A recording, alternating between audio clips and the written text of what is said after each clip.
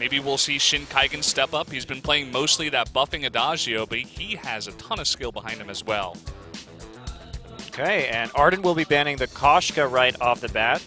First pick, first ban for them. And the response from Hunters, is it going to be that Adagio? Yeah, looks like that will be the pick. They're hovering it for now, and there we go. Locked in that ban, as we mentioned before. And Sky will be the first pick up here. A very popular first pick. Yep, and Mixi mixing it up, going for a Crystal Power laner for the first time this season after performances on Saw and Ringo. So we'll see how he does on that. Arden grabbed very quickly by Wands. Now, Ardent's picked up there as well as Celeste. Wands loves Celeste. We've seen him on Sky and Celeste once in this season, and because Sky has been picked, he will pick up that Celeste. No doubt there, no surprise. Question is, what are we going to see out of the jungle and roam position of Ardent? So there will be a Fortress immediately locked in. Worth noting that across this season so far, Ardent is 8-3 overall. Very good win rate, about 72% for all teams picking up that hero. So Fortress and Rona, that's some big scaling. Both Sky and Rona need some time and some items to get into that late game. Lots of scaling, and as you were saying before, Sky with the Fortress, that's going to be one slippery Sky. Sky also a very, very technical hero there, and I think Mixi is one of the best technical laners. His mechanics are on point every single time we see him. So I am very heavily favoring Ardent going into this one. We do see a lot of comfort picks out of Hunters, but I just love what I see out of this pick draft phase here from Ardent. That's right, and let's get into the game. It will be Group B, Hunters versus Ardent Alliance, starting now.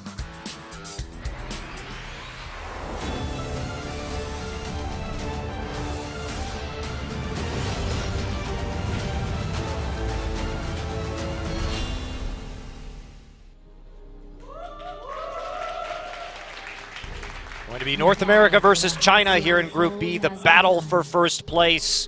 Winner advances to the semifinals automatically. Loser goes to that very dangerous wildcard match when they have to take out two other teams in order to move on in this tournament in the VIPL Season 2. Yeah, and I would definitely say the pressure here is on to Hunters. So much hype behind Ardent. They got the blessing of Gabe as well, saying that he believes that we're probably going to see Ardent into at least the semifinals, but probably the finals, and definitely liking their composition as well. Yep, and Sudan's actually coming in here and taking that glaive to lane with the Book of Eulogies, so he's got some sustain and interesting tactics so far. But worth noting, if you're new, Wands actually was previously the jungler on this Hunters team, and he also played a lot of Celeste jungle, so this is not something we've seen this season out of Hunters, but something that certainly they are well accomplished and well practiced with. Yeah.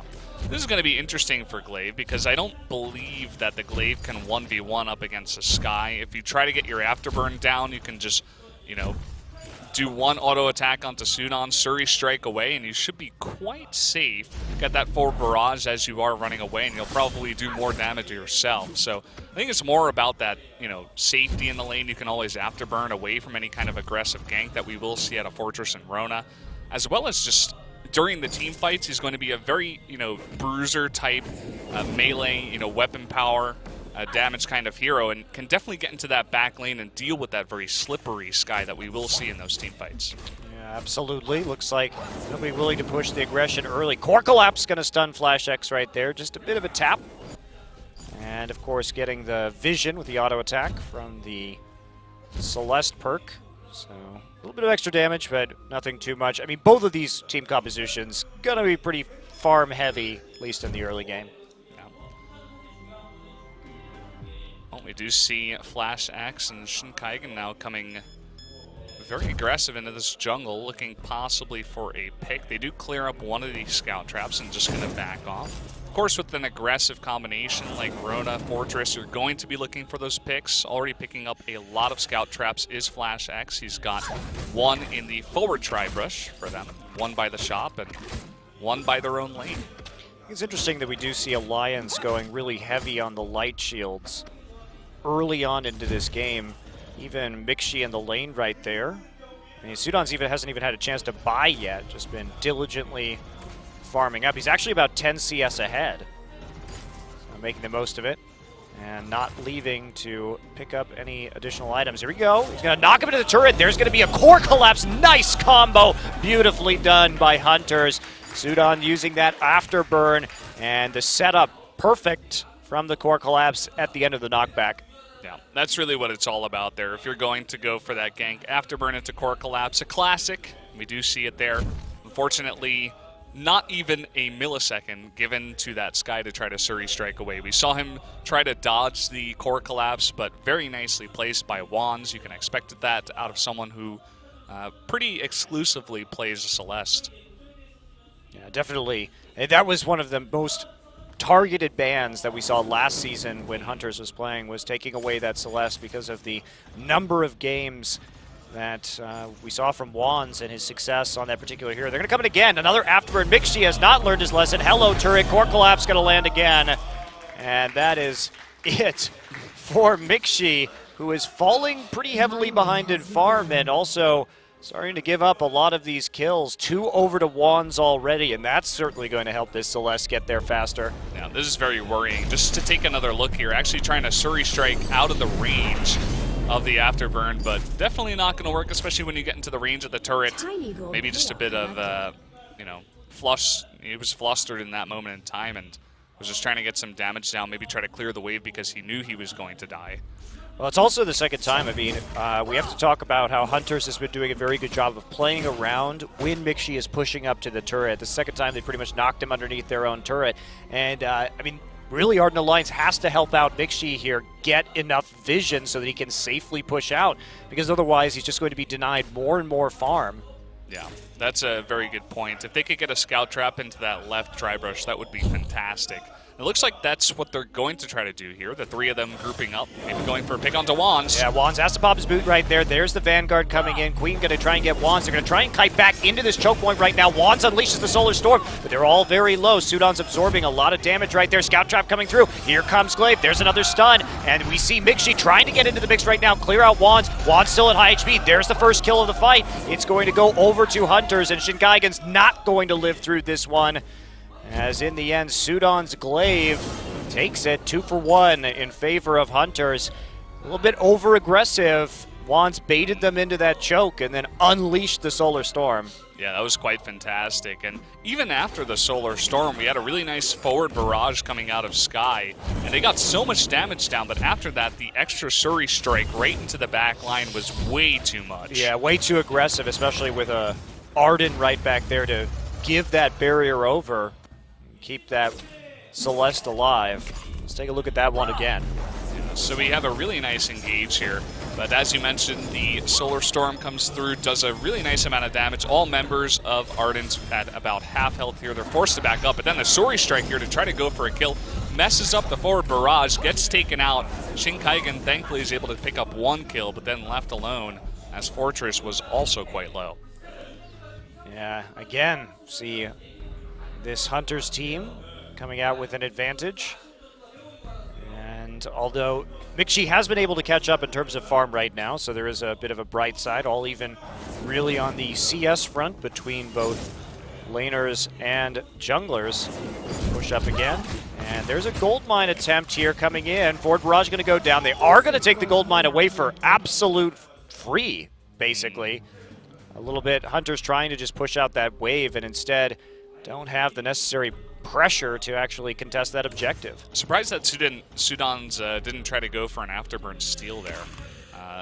We saw a lot of the members of Ardent just backing up, definitely going for a steal themselves. They did not want to engage in that moment in time. They had taken a bunch of damage, and afterburn does a lot of damage. They are going to pick it up now, as the members of Ardent are nowhere to be found, but only a tiny gold payout here, 18 gold going to each member. Yeah, that really did help close the gold gap by about 500 overall. We're back to pretty much being even here. Alliance holding in, and this is how we've seen Alliance play before. They have a remarkable ability to bounce back in these games, and despite some early mistakes, they've got their heads on straight now and have managed to make gains once again. I'm still kind of worried for them. You notice that Wands picked up an extremely early Broken Myth. I think that was at around 6 minutes, maybe 6:30 there, I think at the latest. And that really is due to just a huge amount of farming going to Wands. You know, he went into the jungle. We saw, you know, Glaive allow him to go into the lane as well, pick up a bunch of farm. And you could tell that Hunters is definitely relying on Wands to get a big amount of farm. We also have a Sorrow Blade already completed onto Glaive as well. So heavily going towards that late game comp. And I think that Ardent is definitely going to help out towards the end as well. As he stacks up that health, we're going to see huge Vanguards and fantastic gauntlets as well to try to zone out possibly the Sky from the team fight. Yeah, just taking a look at each team, seems to be happy right now, just farming out. They've switched it up a little bit. We have seen more Celeste in the lane right now. Does offer a little bit of that faster wave clear and is level 8 right now, so can get that overdrive on the Heliogenesis for that additional range and that poke. So, just going to look at Shinkaigen some more, I guess. Yeah, we're getting a zoom in there on a lot of the different heroes. Very nice art. Good job, guys. So Shiver Steel done onto Shinkaigen right now, one of the items that helps this Rona be a little bit more sticky, getting the slows off with the auto attacks.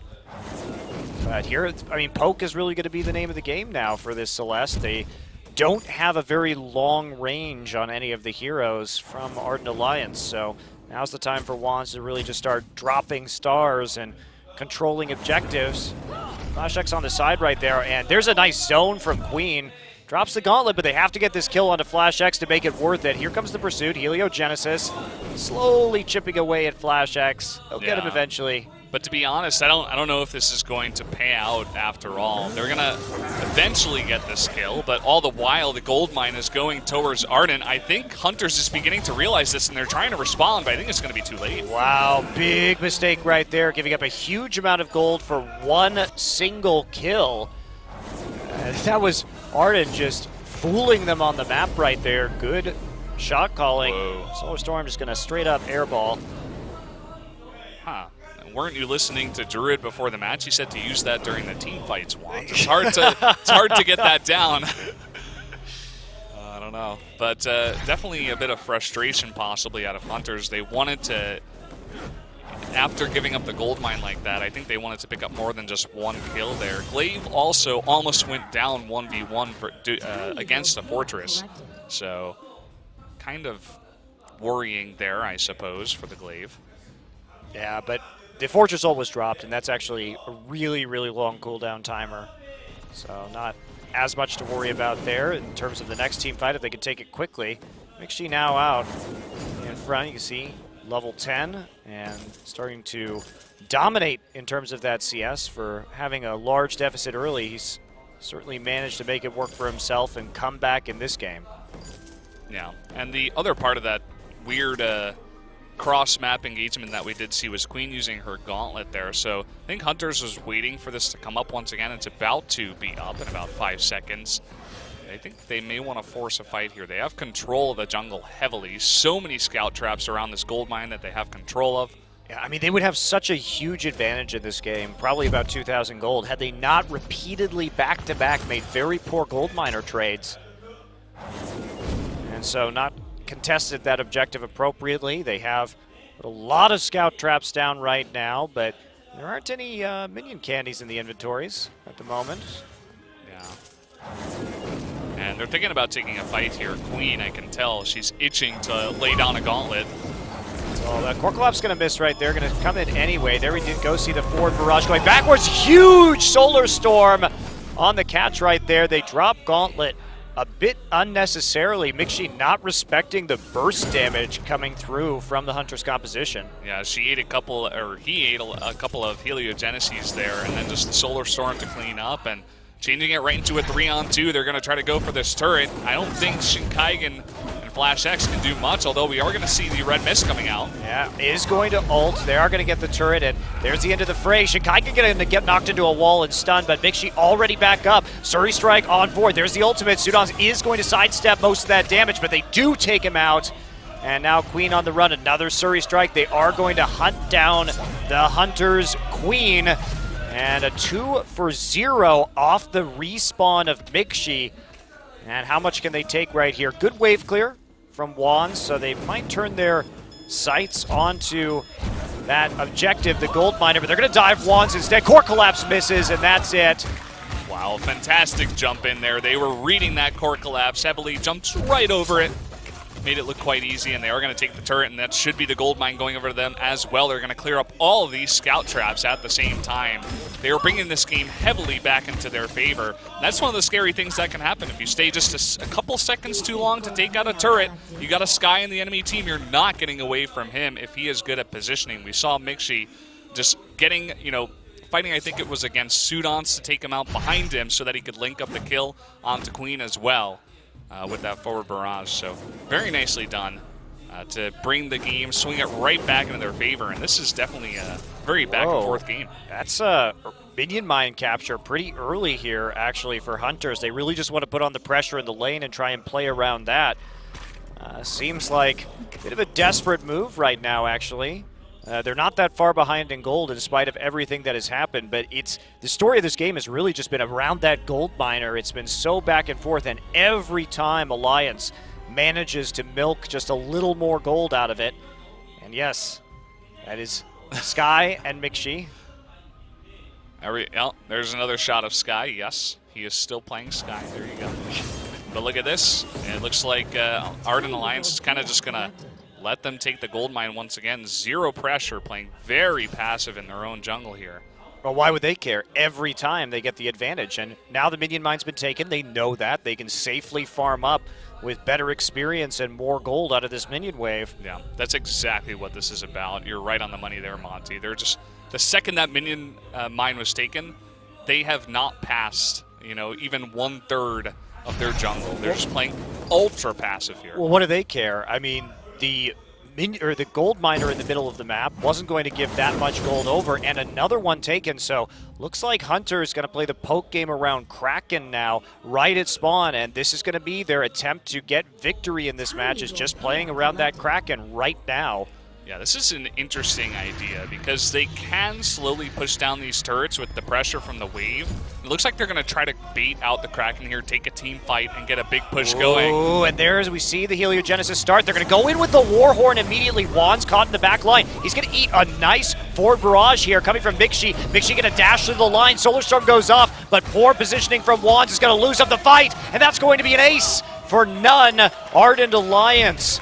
Even though they had to face check that brush, Mixi, the hero of that fight, manages to just stick his sights over the wall onto the Catherine and absolutely, or onto the Celeste rather, and absolutely destroy Wands. As you guys can see, win rate after the first Kraken is 80%, and definitely a huge advantage now going towards Ardent Alliance. I have to really applaud them for a fantastic fight there. Great control after checking the brush, but that was kind of a bots fight, to be honest, as well, out of Hunters. Wands, the gauntlet was way out of place, was not protecting Wands at all. Rona was right on top of him. Wands tried to run into the gauntlet. Let's take a look. I mean, gauntlet right here, very much misplaced. You can see Mixi and Shinkaigen doing so much work. Wands, totally protected. Yeah, barely gets off that Solar Storm, and then there's just an insane amount of damage. Great positioning from Ardent Alliance. Like we said, they had to face check that brush, but then Hunters just misplaced the team fight, and that's it. Now they're going to push forward right now, compound their advantage, and they're going to go forward. Sudon's trying to knock Shinkaigen out right now. Mixi in the mix, and Wands is just getting blown up in that back line. Fadeaway barrage here from Mixi. And here Ardent Alliance comes. That's going to be it. That's going to be the game with the Kraken still up.